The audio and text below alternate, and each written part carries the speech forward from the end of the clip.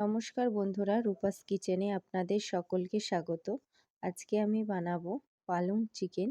শীতকালে পালং শাক বাজারে অ্যাভেলেবেল কিনতে পাওয়া যায়।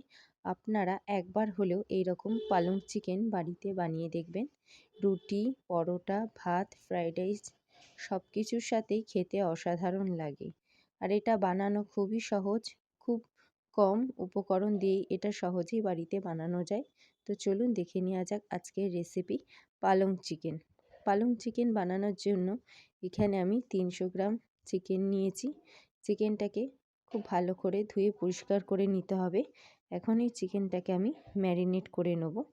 ম্যারিনেট করার জন্য প্রথমেই দিয়ে দিলাম 1 চামচ আদা বাটা, 1 চামচ রসুন বাটা, দিয়ে দেবো 1 চামচ জিরের গুঁড়ো, 1 চামচ ধনের গুঁড়ো, হাফ চামচ মতো লবণ, হাফ চামচ হলুদ গুঁড়ো, দিয়ে দেবো হাফ চামচ মতো কাশ্মীরি রেড চিলি পাউডার।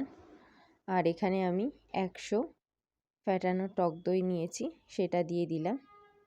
দিয়ে এখন খুব ভালো করে চিকেনের সাথে মশলাটাকে মেখে নিতে হবে। আর এখানে 1 চামচ মতো সাদা তেলও ইউজ করেছি। দিয়ে খুব ভালোভাবে চিকেনটাকে ম্যারিনেট করে নিতে হবে। চিকেনটা খুব ভালো করে ম্যারিনেট করা হয়ে গেলে এটাকে আমি ঢাকা দিয়ে রেখে দেবো 15 থেকে 30 মিনিটের মতো। বেশি রাখলে ভালো, আপনাদের হাতে সময় থাকলে বেশিক্ষণ রাখবেন। অপর দিকে দেখুন, আমি কিছুটা পালং শাক নিয়েছি, এরকম বেশ কিছুটা নিয়েছি। এখন এই পালং শাকটাকে আমি সিদ্ধ করে নেব। তার জন্য গ্যাসে একটা পাত্রে জল বসিয়ে দিয়েছি। জলটা হালকা গরম হলে পালং শাকটা দিয়ে দেবো। আর পালং শাকটা খুব একটা সিদ্ধ করব না, 1 ফোঁটা দিলেই আমি নামিয়ে নেব।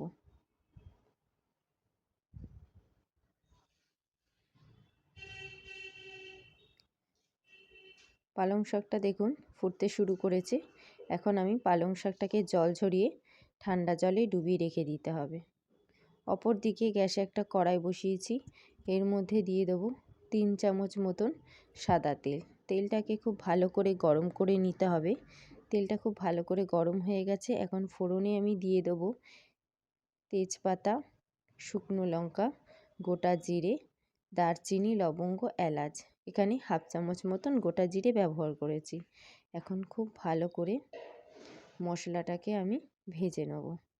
মশলা ভাজার ভালো গন্ধ বেরিয়ে গেলে এর মধ্যে দিয়ে দিতে হবে কুচিয়ে রাখা পেঁয়াজ। এখানে আমি 3টে মিডিয়াম সাইজের পেঁয়াজ নিয়েছি। এই পেঁয়াজটাকে দিয়ে দিলাম। এখন গ্যাসের ফ্লেমটা হাই করে পেঁয়াজটাকে বাদামি রং হওয়া পর্যন্ত ভেজে নিতে হবে।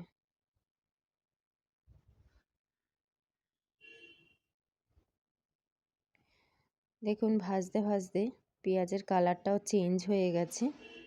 এখন এর মধ্যে আমি দিয়ে দেবো সামান্য আদা বাটা, হাফ চামচ মতো আদা বাটা, হাফ চামচ দিয়ে দেবো রসুন বাটা। দিয়ে আদা রসুনটাকে খুব ভালোভাবে পেঁয়াজের সাথে কষিয়ে নিতে হবে। পেঁয়াজ, আদা, রসুন খুব ভালো করে কষানো হয়ে গেলে এর মধ্যে দিয়ে দেবো গুঁড়ো মশলা। প্রথমেই দেবো হাফ চামচ হলুদ গুঁড়ো, হাফ চামচ লাল লঙ্কার গুঁড়ো, হাফ চামচ জিরে গুঁড়ো, হাফ চামচ ধনে গুঁড়ো। সমস্ত মশলাগুলোকে দিয়ে একদম লো ফ্লেমে মশলাটাকে কষিয়ে নিতে হবে, না হলে মশলাটা পুড়ে যেতে পারে। বেশ কিছুক্ষণ কষিয়ে নেওয়ার পর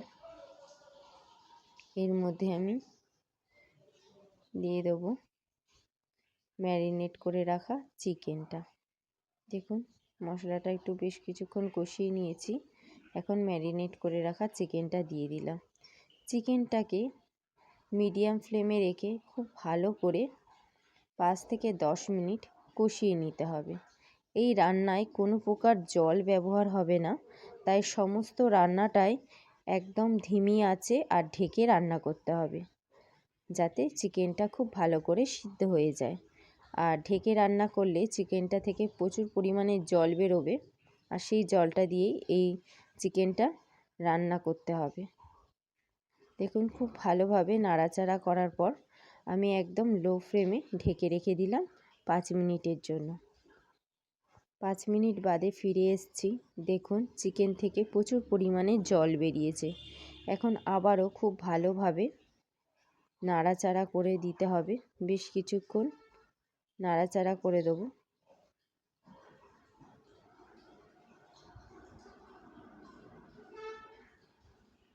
নাড়াচাড়া করে নিয়েছি বেশ কিছুক্ষণ।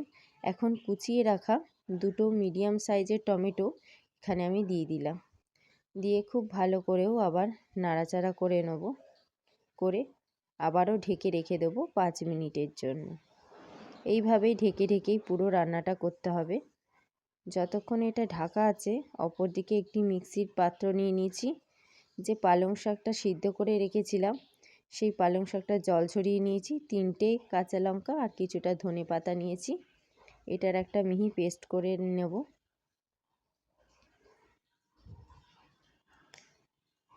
অপরদিকে দেখুন 5 মিনিট মতন হয়ে গেছে। আবার ঢাকনাটা খুলে আমি চিকেনটাকে নেড়ে দেবো। টমেটোটাও খুব ভালোভাবে গলে গেছে। এইভাবেই ধিমি আঁচে রেখে চিকেনটাকে রান্না করে নিতে হবে। চিকেনটা প্রায় আমার অনেকটাই সিদ্ধ হয়ে গেছে। এখন গ্যাসের ফ্লেমটা মিডিয়াম করে খুব ভালো করে চিকেনটাকে কষিয়ে নেব। দেখুন তেল ছাড়তেও শুরু করেছে। বেশ কিছুক্ষণ কষিয়ে নেওয়ার পর এই পালং শাক বাটাটা দিয়ে দিলাম। পালং শাকটাকেও চিকেনের সাথে খুব ভালো করে কষিয়ে নিতে হবে, যাতে এর গন্ধটা না থাকে। পালং শাকটা দেওয়ার পর গ্যাসের ফ্লেমটা আমি আবারও কমিয়ে দিয়েছি। কমিয়ে দিয়ে চিকেনের সাথে খুব ভালো করে পালং শাকটাকে কষিয়ে নিচ্ছি।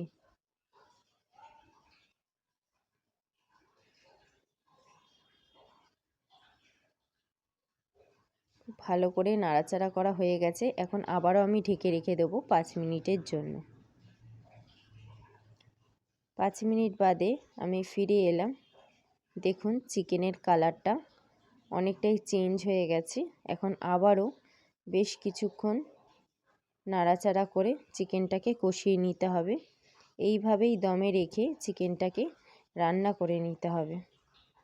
এখন টেস্টটা ব্যালেন্স করার জন্য হাফ চামচের একটু কম চিনি এখানে আমি অ্যাড করে দিয়েছি। দিয়ে আবারও ভালো করে নাড়াচাড়া করে নিতে হবে। এই সময় গ্যাসের ফ্লেমটা মিডিয়াম রেখেই চিকেনটাকে খুব ভালো করে কষিয়ে নিতে হবে। এখন অ্যাড করে দেবো সামান্য পরিমাণে লবণ, কারণ আমি চিকেনটায় লবণ দিইনি, সেই ম্যারিনেট করার সময় লবণ দিয়েছিলাম, তাই এখন একটু লবণ দিয়ে দিলাম সামান্য পরিমাণ। এখন দেখুন কষাতে কষাতে চিকেনের কালারটাও চেঞ্জ হয়ে গেছে।